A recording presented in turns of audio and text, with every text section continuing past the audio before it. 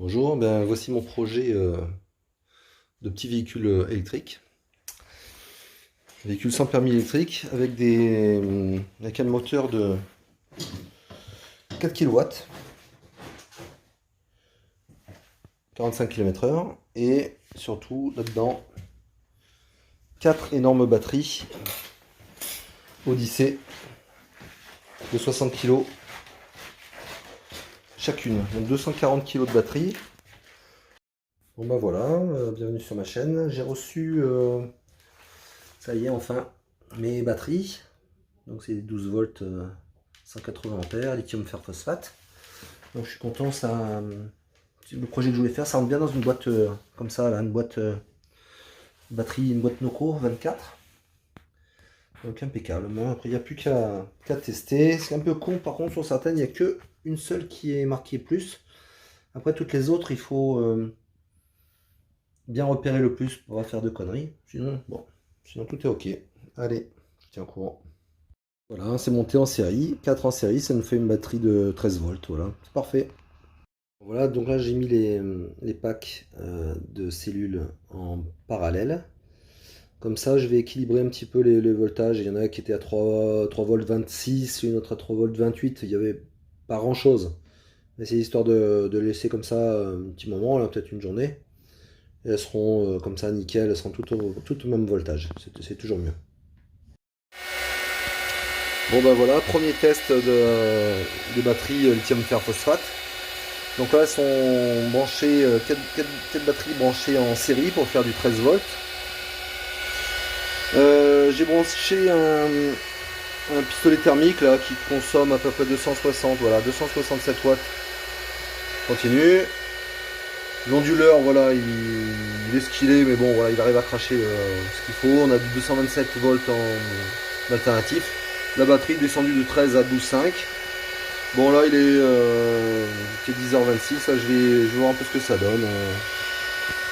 Combien de temps je vais drainer un peu ce pack. Voilà. Normalement, ça fait du 180 ampères heure. Donc, c'est quand même une grosse batterie. Il y a 12 volts, 180 ampères. Voilà. Le résultat est plutôt bon. 20 minutes, ouais, 25 minutes à presque 300 watts. J'ai perdu 0,2 volts. Donc bon, c'est correct.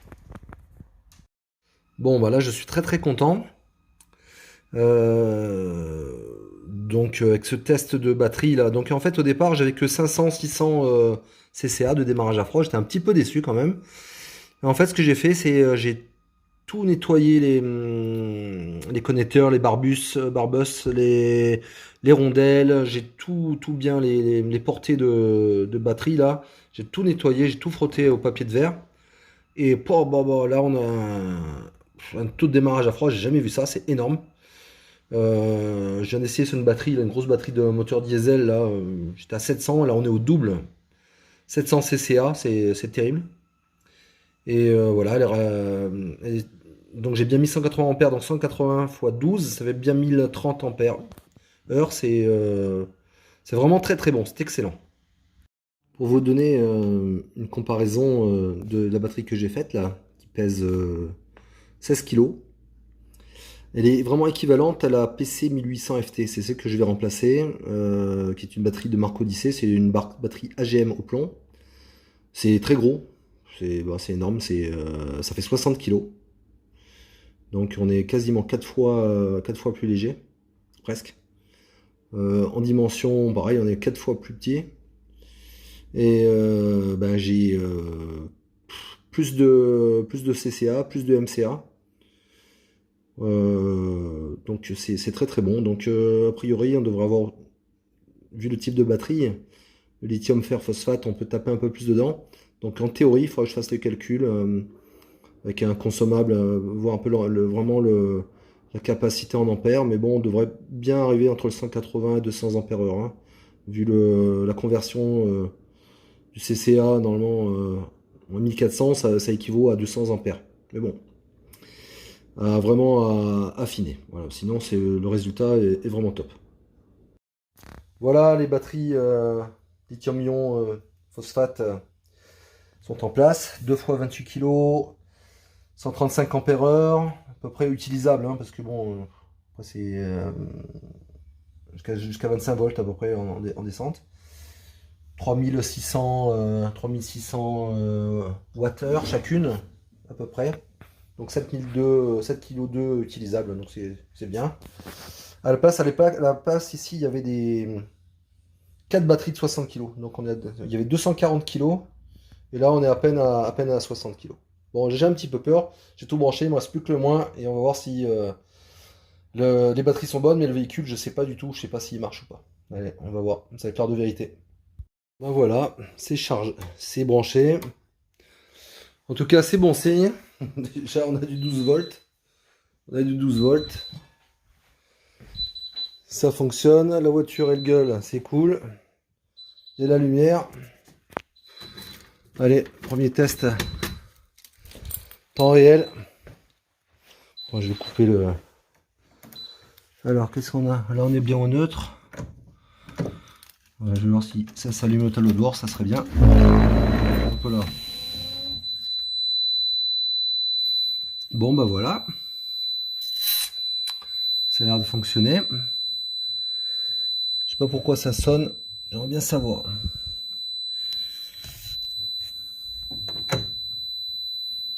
On est en drive. Ça a l'air de fonctionner neutre. Marche arrière. Bon. Et ben voilà. Il n'y a plus qu'à. Je vais juste contrôler. Je sais pas pourquoi ce beeper. Il faudrait que je comprenne ce qui se passe. Je verrai bien. Je vais contrôler le voltage. Bon, forcément, la jauge, à mon avis, ça sera pas le bon truc. On va voir ça. Voilà, ça klaxonne. Bon, un premier tour avec la petite voiture sans permis, voilà. Je viens de faire 50 mètres là. Je vais sortir faire un petit tour, voir un peu. Bon, voilà, une batterie là et l'autre sous le siège. Il n'y a plus qu'à. Bon, allez. Bon, voilà, premier test. Dans l'ensemble, tout va très bien. J'ai fait des tests d'accélération pour vraiment taper dans la batterie. Ça va bien. Même la jauge d'origine a l'air de fonctionner correctement. Très bonne nouvelle aussi, j'avais un peu peur, c'était concernant la charge. La charge avec le chargeur embarqué. Je suis pas sûr qu'ils reconnaissent bien les batteries ou quoi, mais en fait là c'est nickel. Les BMS aussi fonctionnent bien, j'avais aussi peur en 58 volts. 48 volts pardon. Ça c'est des BMS de 24 volts. J'avais peur que dans ce sens là, en recharge, ils m'emmerdent, qu'ils se mettent en coupure, mais en fait c'est impeccable. J'ai juste un emmerdement, ce qui doit venir de la voiture. Quand je lâche brutalement l'accélérateur, il y a beaucoup de frein moteur et elle se met en sécurité. Donc je sais pas si j'ai peut-être un mauvais contact ou une mauvaise masse ou un mauvais contact quelque part. J'ai vu que les masses elles sont vraiment... Putain, la voiture elle a traîné longtemps, c'est vraiment dégueulasse. Faut que je mette un coup de soufflette, bon, peut-être même un coup de karcher vite fait. Je pense que les masses sont pas terribles et il y a beaucoup de frein moteur. Je sais pas s'il n'y a pas une sécurité peut-être, style contacteur anti-choc. Ça serait possible que ça soit un comme ça. Ça c'est un contacteur anti-choc, a priori. Peut-être lui qui nous fait chier. Et par contre quand je relâche tranquillement ou que je freine, il n'y a aucun problème. Donc voilà. Le chargeur embarqué qui est là. Nickel chrome. Donc qu'est-ce qu'ils disent? Là je suis en orange, c'est en charging. Bon, tout va bien, j'ai testé, on est à 57 ampères de charge. Donc là on est vraiment top. Vraiment top. Et voilà. Là on a récupéré le petit véhicule. On vient de faire 11 bornes, donc tout va bien. La batterie, on a fait beaucoup de tests là, donc on a quand même fait beaucoup d'accélération, freinage, des grosses montées là. En fait l'ampérage il monte quand même 180 ampères hein, quand même. Et ben la batterie elle est au top, là on a 11 km. On a encore 53,1 de voltage. ce qui donne à peu près du 30 ampères-heure pour l'instant. Donc on va dire, on peut faire au moins 5 fois plus. J'ai mis ça aussi quand même pour voir la température extérieure. Là on est à 14,9. La batterie de ce matin, on est parti à 10 degrés. Et la batterie était à 10 degrés à peu près. Et là on a quand même pris plus de 10 degrés d'augmentation de température sur la batterie. Il faudra quand même surveiller ça. Là ça me paraît tout à fait logique, mais il faudra quand même surveiller. Maintenant, enlèvement des autocollants. C'est mieux comme ça. Bon, on vient de faire un test avec mon fils là. On a mis la voiture. On est tombé en panne à 80 km en fait. Heureusement qu'on a trouvé des gens sympas là. Ils nous ont branché. Là, on va se rebrancher 10 minutes histoire de reprendre un peu du jus et pour remonter. Là, il nous manque 200 mètres pour entrer à la maison, mais il y a une côte et j'arrive pas à la monter. Là. On peut la pousser au pire. On aurait pu la pousser, mais c'est dangereux sur la route. Donc voilà, donc c'est pas mal. 80 km, c'est bien. Allez. Bon ben voilà, là on est tombé en panne à 81 km.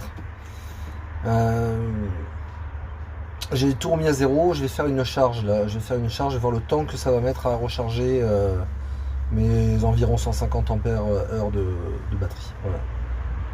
Ça y est, c'est parti.